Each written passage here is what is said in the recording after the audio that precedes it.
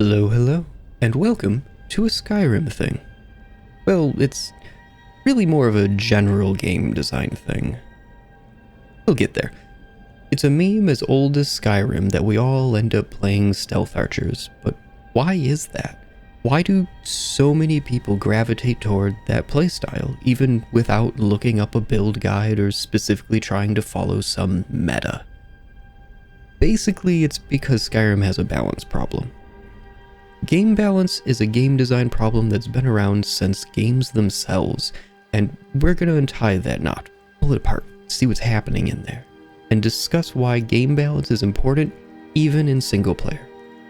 Before we dig in, I want to give a quick shout out to my members, currently on screen. These weirdos, parenthetical affectionate, go above and beyond to help the channel out, and I'm very grateful for them. Doing so is never required, but always appreciated. Thank you. First, as always when talking about Elder Scrolls, I gotta bring up the mod situation. I've heard your feedback on my previous videos loud and clear.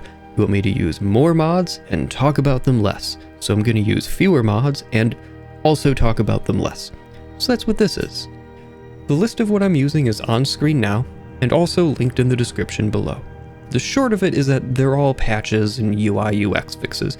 None of them impact game balance because I'm doing critical analysis of the game as designed. Moving on. In MMOs, there's a concept known as the Holy Trinity, which describes the three main player classes: tank, healer, and damage. All of the myriad of classes in traditional MMOs are essentially different flavors of these three. There are also sometimes hybrid classes, differentiation between types of damage dealers, support being divvied up into buffs and healing on different characters, etc. But let's not bog ourselves down too much in the details, okay? This is ultimately just background for this video. The idea of the Trinity has since spread into gaming as a whole. As an example, hero shooters like, is Overwatch still a relevant reference? Deadlock, that's probably better. In any case, they have characters that can broadly be slotted into one of the three major archetypes. The challenge for the gameplay designer of these systems is that all three roles need to be impactful and rewarding to play. It only works if all three roles are viable. If you can do well with a full stack of DPS, why would anyone ever play a healer? The variety of roles to play also encourages players to roll multiple characters so they can experience different ways of playing the game. The trinity of tank, healer, damage works great in multiplayer games where game designers can rely on the presence of multiple players to each take on different roles, but it doesn't quite work in a single player game like Skyrim.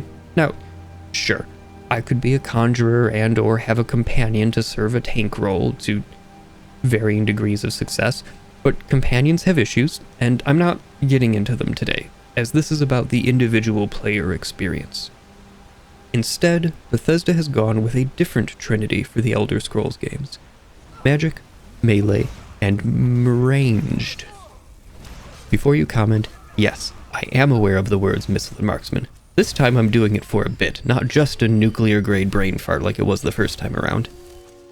Though players are free to dabble in whatever skills they choose, and thus level them up by using that skill, players will end up favoring certain skills, and the design of Skyrim's player leveling system highly encourages player specialization.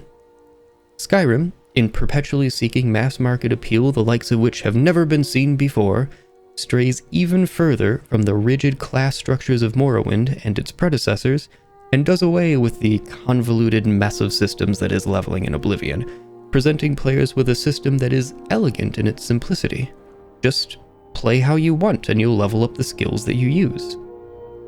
After enough skills have gained enough levels, you earn a skill point, which may be spent in any of the skill trees in which you have a high enough level to unlock the desired perk. These perks, either by way of straight number go up, or through more inventive means, augment your character's ability to use that skill. Simple enough. There's more nuance to the system, but the specific details of how each tree functions don't matter to this video. The important part is that as you progress through the early levels and establish the foundation of your character build, you will, by design, gain fewer skill points than you are able to spend. Thus, the player must make considered choices on how to spend those points. Real quick aside, yes, I do know that melee and marksman characters will often have skill points lying around unspent. However, you could spend them on low-level perks on skills you don't use, so you get fewer points than you could technically spend. Like and subscribe for more pedantic self-corrections. Seriously, I do it all the time, I don't even know why. On its face, I like Skyrim's leveling system. It's very easy to piece together exactly how it works and how to grow your character, but not everything is immediately available to the player. Having to weigh options in building your character is core to any RPG with player-defined classes, and that's exactly what this design accomplishes. It's, in broad strokes, the same thing as creating a custom class in Oblivion, Morrowind, Daggerfall, etc., just stretched out across the life of a character. This offsets the need to make decisions about your character's specialization from being front-loaded before you even start playing, and instead spreads it throughout your time playing. The crucial detail that gave this system its mass-market appeal is that it lets you experience a skill in use before you decide how much you're going to use it. Without rolling a new tune, I mean, people are really opposed to doing that these days for some reason. As anyone who's made a Morrowind character with 5 short blade and then complained when they couldn't hit anything with the iron dagger will tell you, Skyrim's system is much more intuitive for the vast majority of people.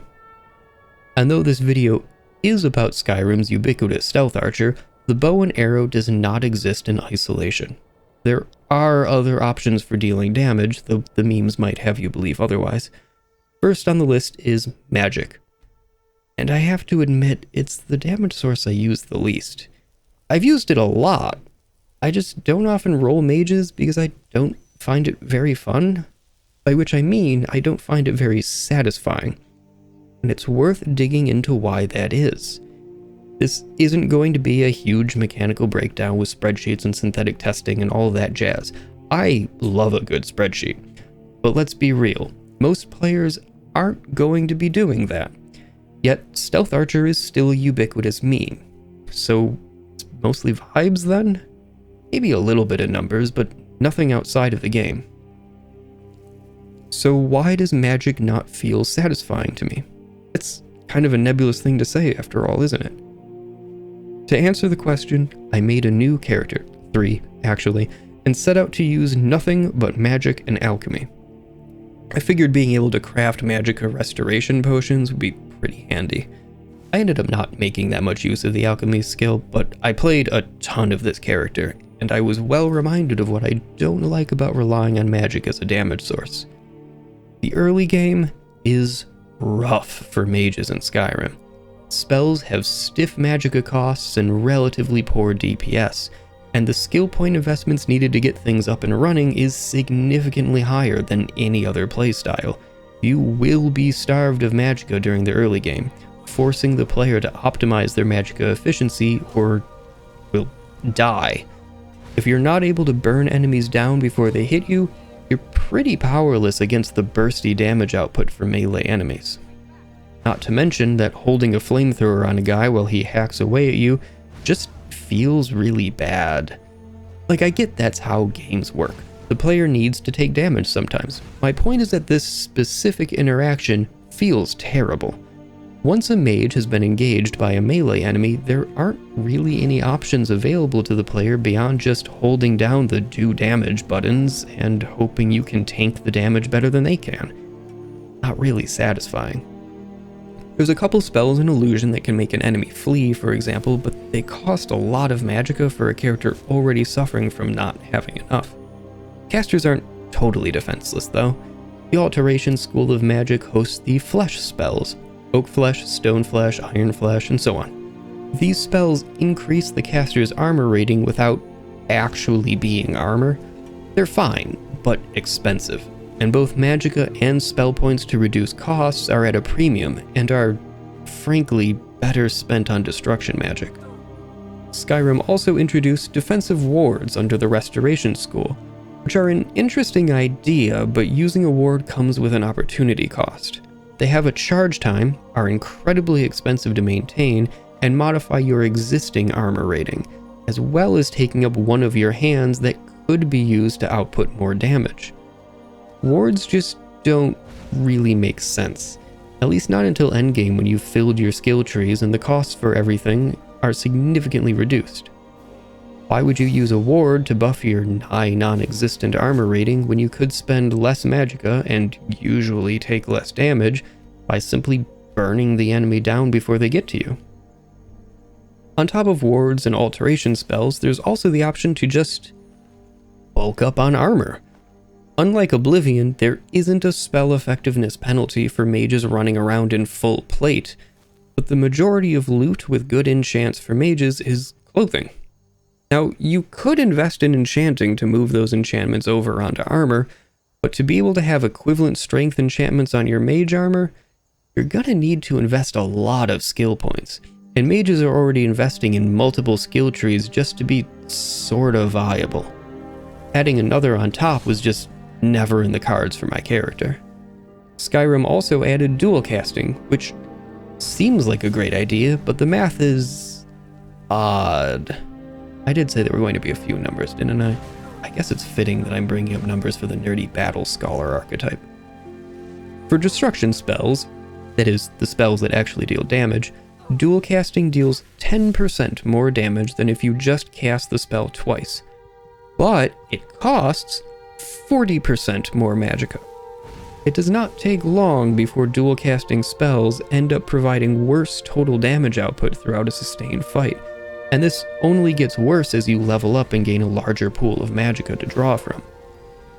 But numbers aside, there's one other big element of magic in Skyrim that really kills interest in the playstyle for me: a terrible lack of variety.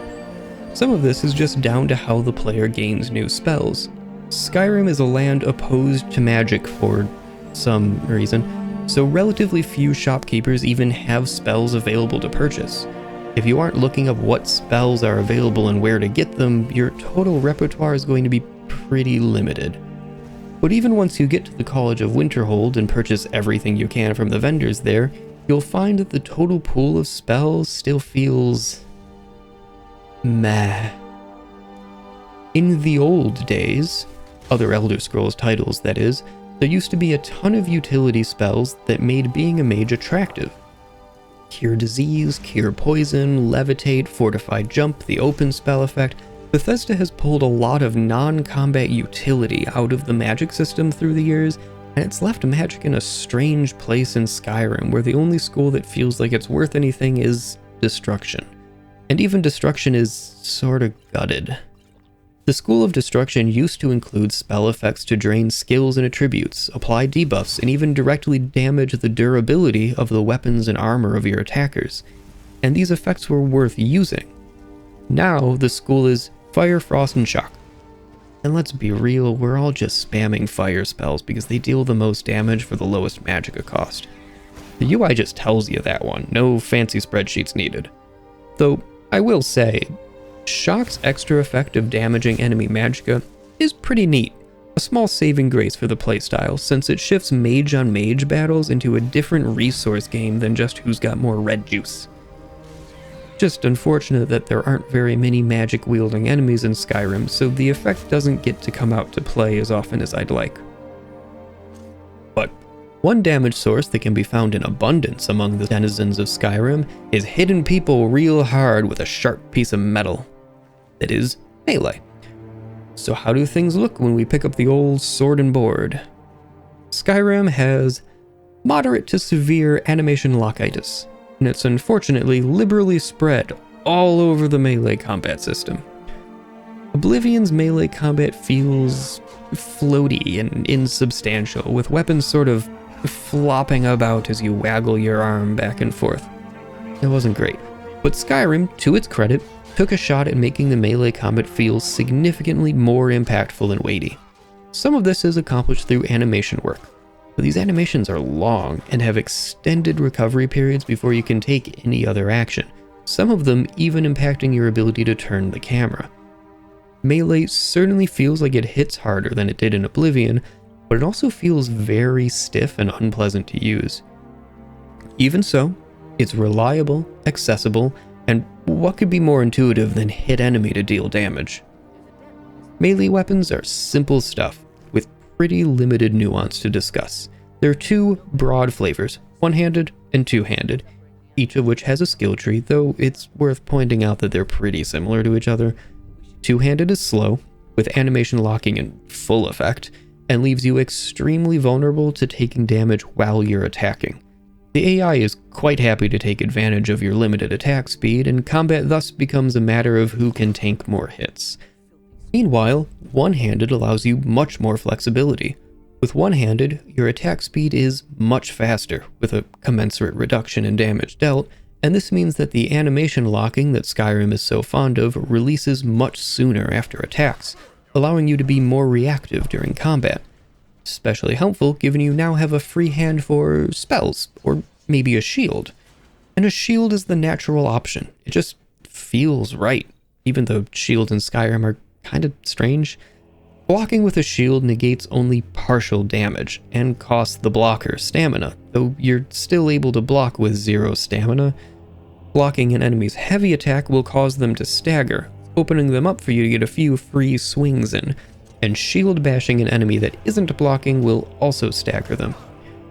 However, there's surprisingly little need to engage with all this complexity. It's often more effective to simply stay on the offensive at all times. Attacking an enemy, even one with their shield up, will still deal health damage, and the AI often doesn't seem especially keen on dropping that guard. I frequently get kills after hitting a shield multiple times in a row, just pummel smashing it to bits. Against more powerful foes, it pays to be a bit more cautious and lean on your shield more, especially as you level up and gain a good amount of damage reduction from your shield. Despite all this offensive and defensive power, the melee playstyle has a critical weakness. It struggles when you start pushing up against foes that are maybe a little too strong for you. By its very nature of needing to get right up in people's faces, melee requires the player to hard engage the enemy, making it difficult to back out when you get surrounded and realize you've gone in over your head. You may counter that crowd control and positioning are key skills for a melee player, and I'm not at all arguing that's not the case. That's how you have to play with melee. But I'm also arguing that every time you take down an archer, the bow is just right there. In Morrowind, back when the combat of the Elder Scrolls franchise was still clutching quite tightly to its Dungeons and Dragons roots, you needed to be skilled with a weapon type to be at all successful with it. If your character didn't know how to use a bow, you weren't going to hit a damn thing. In Skyrim, your character starts out proficient in nearly everything. You can pick up a warhammer, a sword and shield, or a bow, and you'll land your hits. Stealth?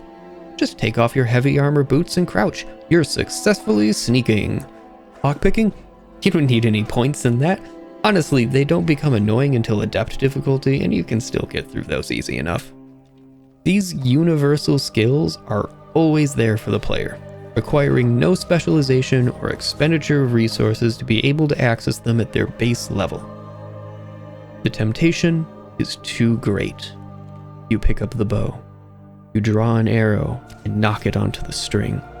You feel the familiar weight of the draw. You are home. But really, because the player character is base level competent with archery and sneak no matter the skill level, it's always an option that's available to the player. And it's beneficial for characters of any build to have a ranged option. Melee characters can obviously benefit from having more reach than a long piece of metal, but mages as well. Early game mages only have practical access to the spray spells, which are pretty close range, making archery appealing to further extend their reach. Archery can also help mages by supplementing damage when running low on magicka, and any mages that pick up a bow gain the ability to tap into the benefits of sneak, or make use of poisons from alchemy, neither of which really work with magic. Quick clarification regarding sneak and magic because someone will call me on it if I don't. Yes, the illusion tree includes quiet casting at level 50. It's also 4 tiers deep, and requires putting points in both Animage and Kindred Mage, both of which are of questionable value and are arguably just worse versions of other skills in the very same tree.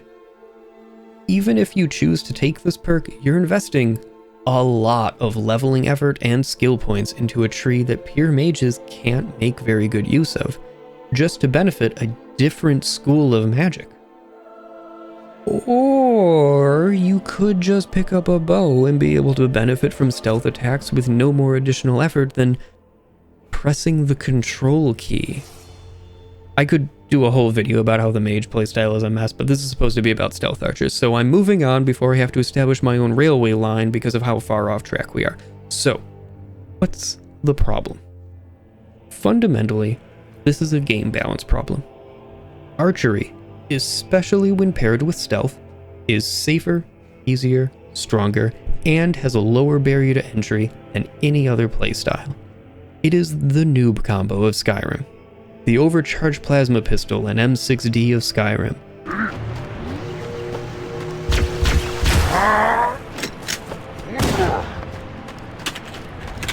It is a strategy so blatantly and obviously effective and efficient that it practically invalidates any and all other playstyles. Hold your comments because I can hear what you're typing. I've sniped what keyboard people are using over Discord voice calls. You think I can't hear what you're typing right now? The two arguments are, it's a single player game, so who cares if it's not balanced, and if you don't like it, don't use it. I will address these one at a time. Single player balance is a fascinating topic, and this is really why I'm making this video in the first place. I will start with the claim that game balance doesn't matter in single player. In a sense, you are correct when making this claim. There are no other players whose experiences you might negatively impact by using a grossly overpowered strategy, and you're free to install whatever mods you want and or spam the console to grant yourself whatever you want while you're still in Helgen. Once the high of that power trip wears off though, it's fun to face some resistance in games. That's the whole selling point with the difficulty of Souls-likes, isn't it? Well, when developers are designing a game, one of the many things they're keeping in mind is the player's expected strength at any given point of the game. In an ideal world, every build a competent player might have at any arbitrary level will be roughly equivalent in power, giving the designers a reliable frame of reference around which to base the amount of challenge to put before the player. If the developers set the difficulty of an encounter to 10, just a hypothetical value on an abstract idea, don't worry about the details, and melee and mage characters come to that encounter with power levels of 9 and 8, they'll likely have a pretty good time. But when an archer at the same character level but a power level of 15 shows up, that encounter is going to be an unsatisfying cakewalk for that player. Not ideal. It cheapens the challenge and the psychological reward from playing. Clearing dungeons and getting loot isn't the only fun thing to do in games though. A large part of the fun of a role-playing game, certainly for me and I'm sure countless others, is coming up with new character concepts and trying them out. When one build or playstyle is clearly dominant, other builds become less appealing. Why would I play a sword and board orc when that same orc will do better with less effort if I just use a bow and crouch? Even if I set a rule for myself that I won't use a bow, it's always going to be itching at the back of my skull that I could be using a better weapon or playing a better character. Which leads directly into that other main argument that some of you are probably yelling at the screen right now. If you don't like it, don't use it. I see this argument a lot and it annoys me. I get it. I understand the argument. The person saying it has a point, but they're also kind of missing the point. Yes, I can ignore any mechanic that I'm not fond of, but it's still there. The entire game of which those systems are a part is still there. It was, ostensibly, designed with them in mind, and they are a part of the whole. Ignoring them is like playing Mario and not jumping. I'm sure there's a video where that's somehow proven possible if you leave the console running for 7.8 billion years and fire a particle accelerator at this specific transistor. Bad example, perhaps. But the thing that really bothers me about this argument is that balance is not a matter of picking and choosing systems in games. It's holistic. All of the game's systems interact with each other in a complicated web of influence and nuance. You can't remove one without impacting the balance of the whole. And it's this interconnectedness that makes stealth archers a meme, after all. It's not like every player of Skyrim went and googled the most powerful build and we all watched the same stealth archer video. It's not like every player of Skyrim is a Reddit moderator with meta discussions up on the second monitor. It's not like every player of Skyrim pulled out Excel and started crunching numbers to determine the most optimal playstyle. I did for this video, but I'm weird and I like that crap. I mean, are you kidding? I see people complaining in the comments that Sky UI looks too much like a spreadsheet. People are downright allergic to seeing and ingesting information. No. We naturally and intuitively arrived at similar conclusions because the overall design of Skyrim's gameplay mechanics led us to optimal patterns. Humans are incredibly good at pattern recognition, and sneaking and attacking from afar presents us with a pattern of repeated success, so we keep doing it. So yeah, I'm finally making good on the title of the video. This is why you can't stop playing a stealth archer in Skyrim. Why I can't stop playing a stealth archer in Skyrim. Well, actually, for me, it's just what I wanted to play as my first character. I legitimately booted the game up the first time, and while still on the menu, I said to myself, I want to play a sneaky archer that steals everything in sight and is also a cute cat. And that's what I did. And I've kind of never stopped because my first taste of Skyrim was the sweet, sweet nectar of the stealth archer. But broadly speaking, the reason there's a joke that everyone ends up playing a stealth archer is because that's just what the game's mechanics encourage. We're all led toward that playstyle because it's effective. And it really is that simple. So it's not your fault. If you wish to be absolved of your stealth archer sins, I grant you this blessing. You and I and everyone else who's played Skyrim, we're all hapless victims of game design. We're all just wired like that. And thank you very much for being wired in a way that you stuck around and listened to my rambling. I really do appreciate it. I already mentioned liking and subscribing in there earlier, but just dropping another reminder if you wanna. I've been thoroughly surprised by the quality of the comments on my videos, so absolutely jump down there and join in. I'm sure this video is going to have a spirited discussion. But at the end of the day, thank you very much for stopping by and lending me your ear. And, as always, have a great one.